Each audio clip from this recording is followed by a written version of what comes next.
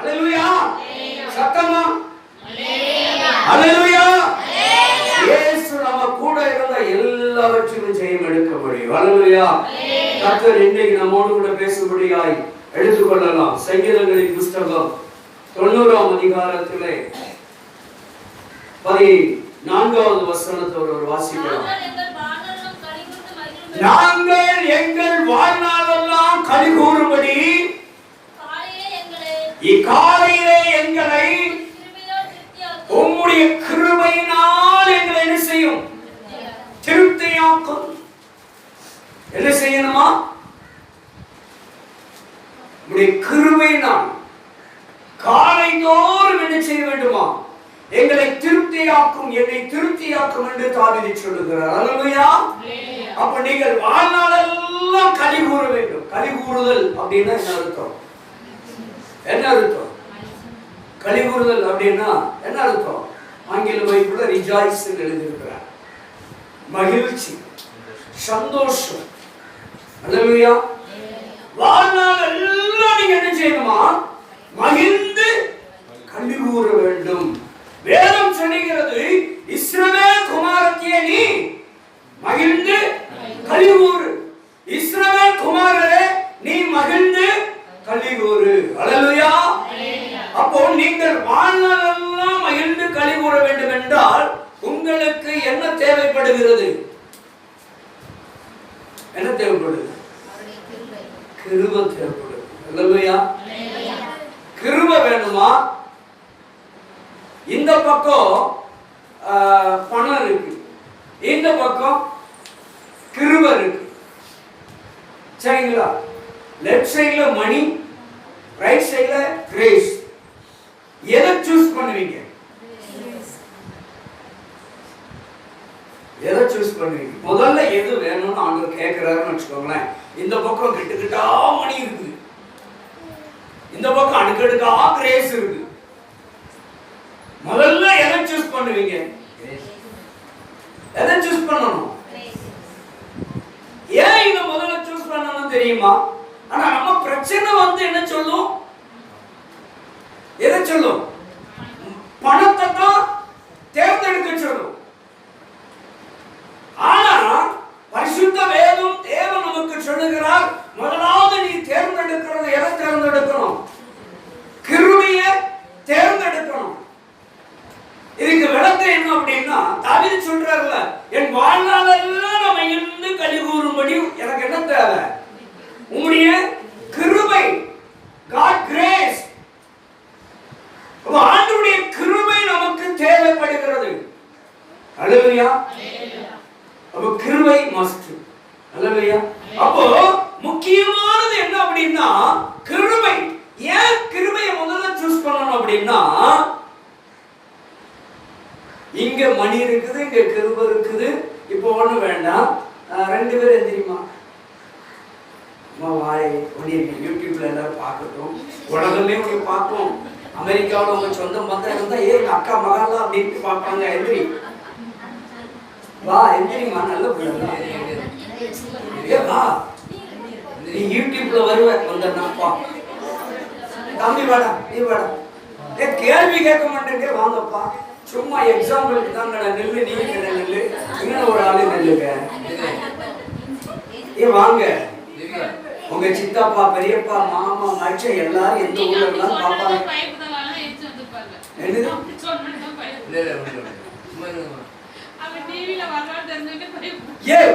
ஒவ்வொரு நாங்களும் டிவில வரமாட்டோமான்னு காத்து கிடக்காங்க, பணம் கொடுத்து காத்து கிடக்கான். பாத்தீங்களா? பணம் கொடுத்து டிவில வரமாட்டோமான்னு காத்து கிடக்கிற கூட்டம் நிறைய இருக்குங்க. சும்மா நெல்லு அங்க பார்த்து தண்ணி இங்க அங்க ஒருத்தி வா. இந்த இதுல நெல்லு அங்க பார்த்து கேமரா பார்த்து ஒழுங்கா நெல்லு. நீ டைல்ஸ் அப்படி டேம் பண்ணிக்கலாம், அப்புறம் கேமரா வைக்கிறீங்க. இப்போ புரியுதுங்களா? தெரியுதாங்களா? ரெண்டு பேரும் தெரியுதாங்களா?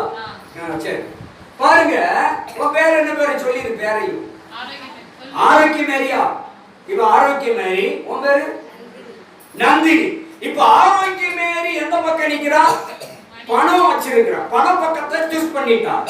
இந்த நந்தினி எதை சூஸ் பண்ணி இருக்கிறான்? கிருபைய தேர்ந்தெடுத்திருக்கிறான். சரிங்களா? இப்ப என்ன பண்றான்னா, என் ஆண்டவர் ஒரு வாக்குத்தத்தம் கொடுத்திருக்கிறாரு. என்ன வாக்குத்தத்தம் கொடுத்திருக்கிறாரு? ஒருத்தர் மட்டும் அந்த வாசிங்க. மத்தேயு 6வது அதிகாரம் 33வது வசனத்தை சொல்றாரு. முதலாவது தேவனுடைய ராஜ்யத்தையும் அவருடைய நீதியையும் தேடுங்கள், அப்பொழுது இவைகள் எல்லாம் உங்களுக்கு கூட கொடுக்கப்படும். அல்லேலூயா. இவைகள் இந்த அம்மா ஆரோக்கியமேரி சூஸ் பண்ணிருக்காளா? இவா வச்சிருக்கு, இவா தேர்ந்தெடுக்க, இந்த சகோதரி தேர்ந்தெடுத்த அனைத்தும் இந்த சகோதரி தேர்ந்தெடுக்காமலே என்ன செஞ்சிருமா?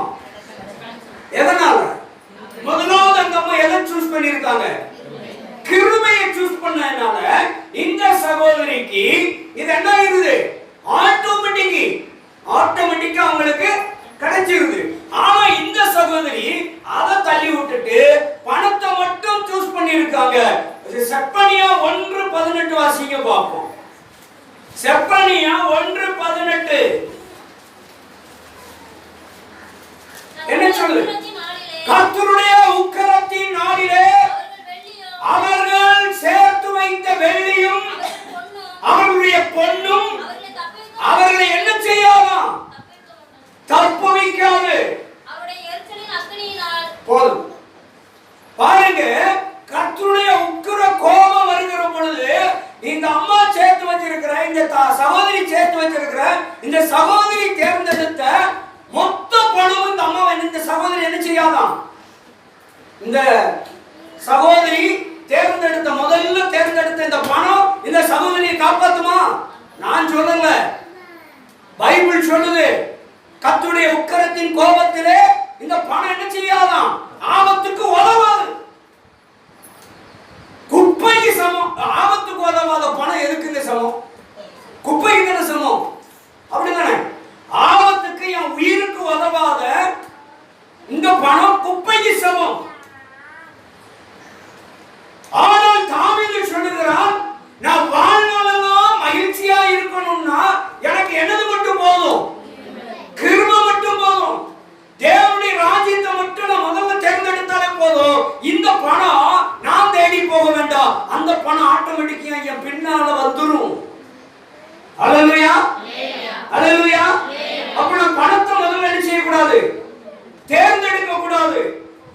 நாம் தேர்ந்தெடுக்கிறது முதலாவது தேவனுடைய கிருபையை தேர்ந்தெடுக்க வேண்டும்.